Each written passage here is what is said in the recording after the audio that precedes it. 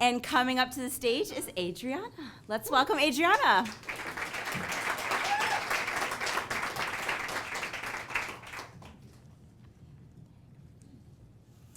Hello. So,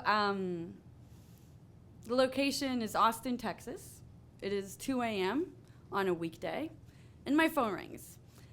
When your phone rings at 2 a.m. on a weekday, or a weeknight, really, what do you think? You think someone died, right? Someone died, you have to answer the phone, even though it's 2 a.m. on a weeknight and you have to work the next day. So you go answer your phone. I'm saying, hello. And actually, no, I think someone died, right? So I say, hello. So, and there's this voice on the other line, on the other end that I don't recognize, and it's very hoarse, like someone who's been screaming a lot. It's a female voice. And she says, "Stop calling my boyfriend." And I'm just like, hello, who is this? So now I know no one died, but I'm still very confused, and it's 2 a.m. And she just says, "My name is Denise, and you should stop calling my boyfriend." And I'm like, "Oh, I think you have the wrong number." And she said, "No, I know you've been calling my boyfriend. Stop it." I'm like, "Okay, you have the wrong number." I hang up. Go back to bed. Phone rings like 2 minutes later. "Stop calling my boyfriend." I'm like, again, still the wrong number. And I am sleepy.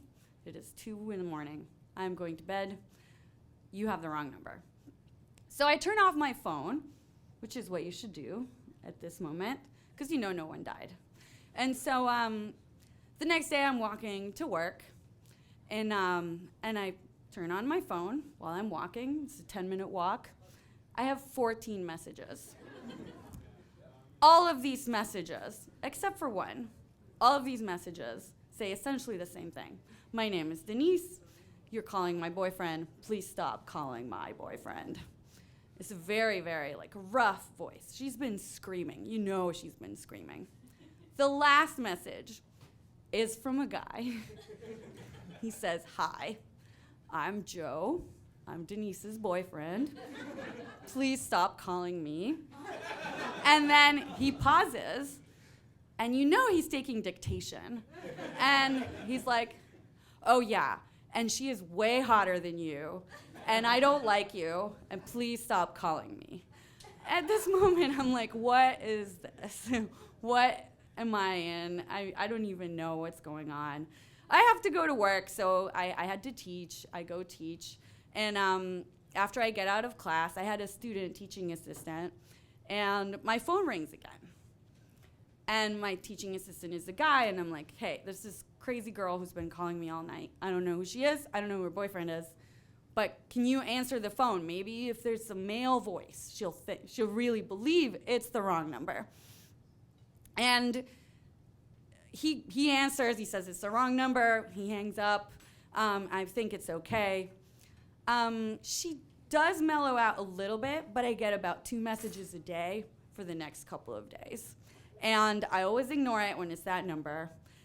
But it starts being terrifying. You know, I'm being phone stalked by this crazy person who thinks I'm calling her boyfriend.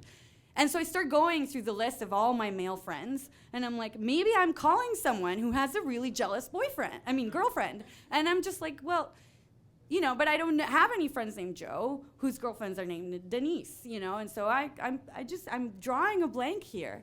And I'm trying to think, well, maybe he's sort of pretending that I am the girl that is calling him just to get out of the situation.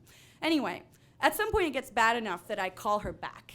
I decide ignoring is not the right thing because it's not working. I call her back and I say, "Look, you need to stop calling me." She's like, "Your name's not Myrna?" Which, by the way, my phone message says, "My name's Adriana, please leave a message." It's not Myrna. But she's not even listening to that. And so she says, "Well, you don't work at the Yellow Rose?" This is, by the way, the most famous strip club in Austin, Texas. And I'm like, "I do not work at the Yellow Rose. I'm actually a graduate student in mathematics at the University of Texas." She's like, "Oh." Like, I could not make that up, right? Like, that had to be true, that I'm not a stripper, I'm a graduate student in mathematics. And so then she's like, oh, okay, that was it. That was all I needed to say. And then, no, by the way, she still says, if you know Myrna, tell her to stop calling my boyfriend.